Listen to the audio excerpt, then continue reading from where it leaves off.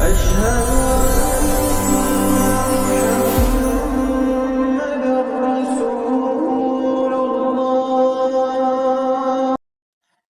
شعیب علیہ السلام، ان کا لقب خطیب الانبیاء ہے، اس لیے کہ بہترین بولنے والے اور اچھی زبان استعمال کرنے والے تھے۔ یہ مدین اور مکہ والوں کی طرف پیغمبر بنا کر بھیجے گئے تھے۔ یہاں کے لوگ بت پرستی کے علاوہ ناپ اور تول میں انصاف سے کام نہ لیتے تھے، کھوٹے روپے اور اصرفیہ چلاتے اور مسافروں کو راستے میں لوٹ لیا کرتے تھے۔ حضرت شعیب علیہ السلام ان لوگوں کو ان برے کاموں سے برابر روکتے رہتے تھے، لیکن وہ باز ہی نہیں آتے تھے۔ صرف وہی لوگ ان پر ایمان لائے تھے جو قسمت والے تھے اور جن کے پاس سوجھ بوجھ تھی، اور جو بدقسمت تھے ان کی قسمت میں گمراہی لکھی گئی تھی، وہی ان برے کاموں سے باز نہ آیا کرتے تھے۔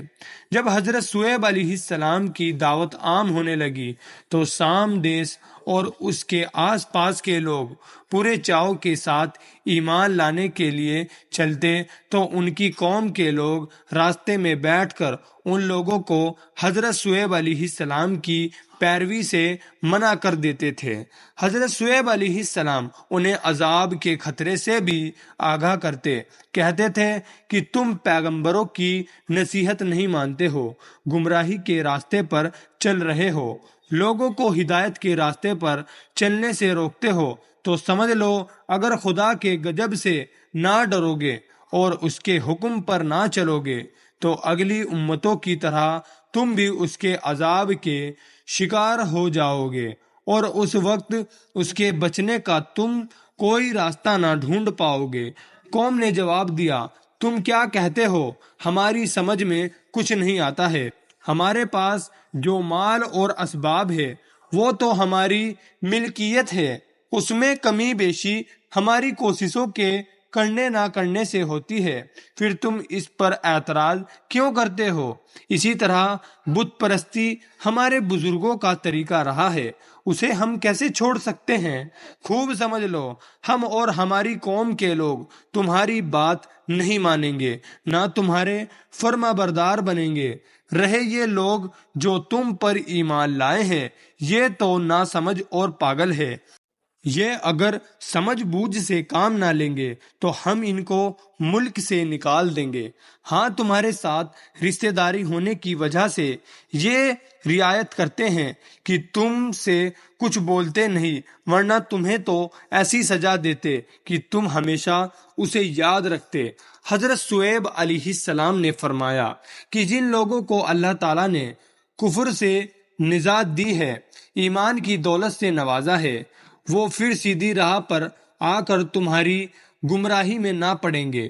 تم بھی کتنے بیوقوف ہو کہ رشتہ داری کا خیال کر کے مجھے چھوڑ دیتے ہو، اور وہ ہستی جس کے تم پر بے پناہ احسانات ہے اسے بالکل دھیان میں نہیں لاتے۔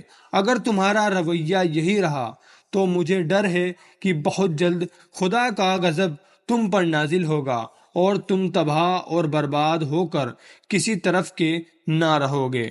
خلاصہ یہ ہے کہ اس قوم میں جب گمراہی بہت بڑھ گئی تو انہوں نے حضرت شعیب سے عذاب جلد لانے کی مانگ شروع کر دی۔ یہ رویہ ان کا حضرت شعیب علیہ السلام کو جھٹلانے اور ان کا مذاق اڑانے کے لیے تھا۔ وہ کہا کرتے تھے، شعیب اگر تو اپنے دعوے میں سچا ہے تو اپنے اللہ کا عذاب جلد سے جلد کیوں نہیں لاتا؟ اس میں دیر کیوں کرتا ہے؟ آخرکار عزیز آ کر حضرت شعیب علیہ السلام نے اللہ سے دعا مانگی اور اس کے عذاب کا انتظار کرنے لگے۔